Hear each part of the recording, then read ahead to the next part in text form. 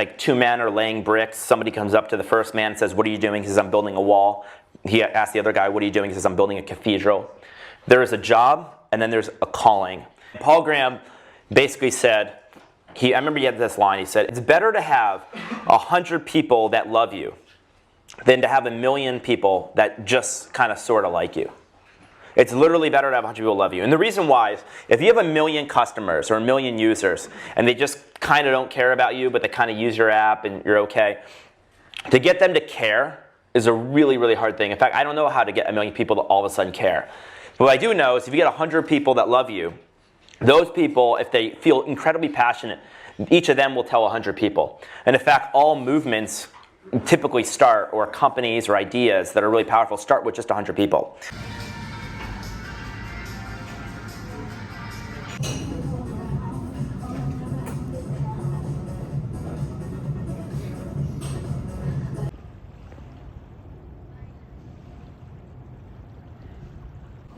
Okay, so day one continues of my amazing founder journey, full-time founder journey, because obviously I've been a founder for a few weeks now.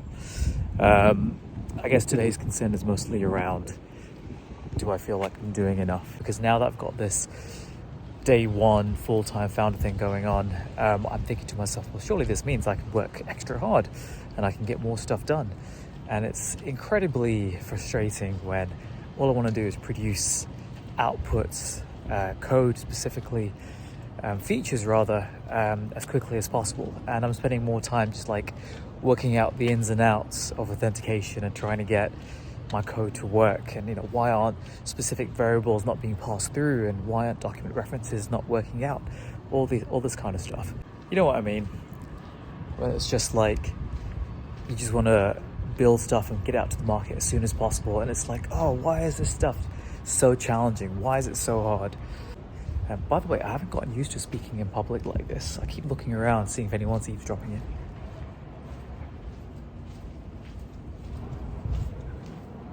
It's alright, false alarm. Yes, I know I should get used to this, but still. I'm essentially walking around in circles. But anyway, check out the view. It's kind of cool. Anyway, back to talking to myself. I know I've said in previous videos that it's not about being productive all the time. And yeah, that's 100% the case. But when I am feeling productive, in the sense of when I'm feeling like I'm raring to go and I've got all the energy in the world, feeling super positive and super inspired, and then the outputs don't match the level of enthusiasm and passion that goes into what you do, yeah, that's frustrating. But I see it as a skill. Going back to my point about flow state, if I break down the problem to the point where it's just about challenging enough and not overly challenging, then I think I should get my mojo back in that sense. I think it's just because I've got this strict timeline for myself to deliver the first prototype by the end of June. And because of that, I'm thinking, oh God, there's so much to do. But who knows, maybe this week, like something magical happens and I reach a state of enlightenment and suddenly I get authentication in a flash. I can hope, right? Let's see. Okay, it's quite funny actually, because I was just listening to Tools of Titans, and it mentions a couple of quotes, which I guess goes against what I was talking about before. So yeah, one of the quotes is essentially, no hurry, no pause. I.e., if you don't hurry, then you won't have to pause, which I guess has links back to just, not burning yourself out, all that good stuff. And then another quote that he also mentions is from one of his Navy SEAL friends. Slow is smooth, smooth is fast. So I guess the moral is go slow to go fast. So, interesting idea. Getting into the mindset of don't let my own fears hold me back, and also watching videos on doing the unscalable. So you guys might remember in one of the previous videos that I spoke about wanting to potentially provide social support coaching as an unscalable way of providing a service related to the niche I'm focused on. But then now, I guess after feeling frustrated about all this authentication stuff, the question I asked myself today, inspired by Tim Ferriss, is basically, what if I did the opposite for the next 48 hours? What would that look like? So then I was like, well, what else could I be working on that's not coding? Like, what's not technical? And then it got me to think, well, what if I literally ran that service again that I mentioned earlier? What if I ran a manual service, not social support coaching, but essentially provided the product that I was going to build in a manual way? So that could be one thing where basically I show the social supports. I then provide suggestions. So no AI required here. I provide suggestions to say, hey, based on what you provided and based on your personality, because I can do like an onboarding quiz as well. So I know what kind of personality that person has, what preference they have around socializing and building their social supports and where it's currently at. I provide suggestions to say, okay, well, what if you reached out to this person in this way, because that seems to be your preference. You seem to be building momentum with these people here.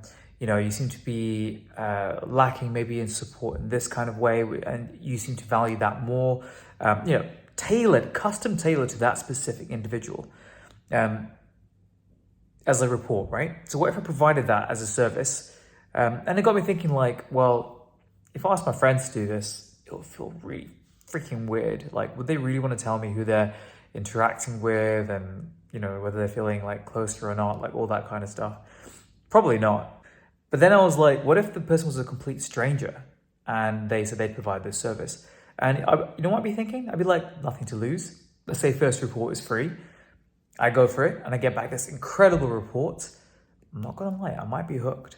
You know what? Let's try it. Let's see what happens. And yeah, maybe I can test that hypothesis. Like, would my friends find it weird? Maybe to begin with, but maybe when they find out like, hey, it's actually helping them out, and they don't have to accept those suggestions. They can just take it as inputs into their own thought process, just like what my product was originally meant to do anyway. It was meant to just provide suggestions, and people can take it or leave it. So it scares me though. What scares me is I will no longer be working on the software prototype, i.e. with the authentication and all that kind of stuff. But if I time box it to 2 days and say, hey, let's focus on this, get this out of the way, launch the service. That would make me feel good enough that I've got something out there now, whilst I'm going back to the software prototype. So I feel less like I've taken a step back. So it's 2 steps forward, 1 step back. But this 1 step back might be exactly what I need to propel myself forward 100 steps. And then of course, the idea is that if this service actually works out, I then find a way to make it scale. But right now, I need to find 100 people who absolutely love that kind of service. They love it to the point where they share it with their friends, and I have 100 true fans, 100 loyal customers or users. And if I've got that 100, I can then worry about scaling later. I think I'm onto something.